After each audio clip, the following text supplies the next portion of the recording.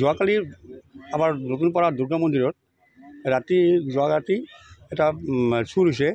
আমি গম পালোঁ তাতে ফেডাৰেশ্যনৰ এজন কেয়াৰটেকাৰ থাকে, তেখেতে দেখা পাইছে যে মানে CCTV কেমেৰাত আপোনাৰ মনিটৰত যে কোনোবা ভাঙি আছে। লগে লগে সমৰ ভাৱাল আৰু লগত যিখিনি মানুহ চবক ফোন কৰিছে, আমাক জনাইছে।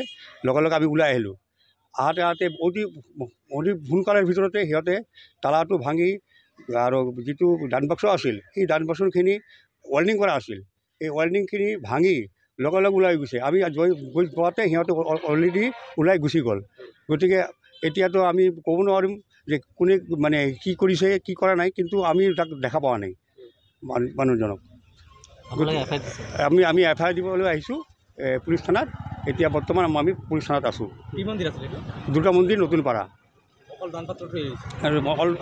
অনলি দান বাক্সটো চুৰ হৈছে।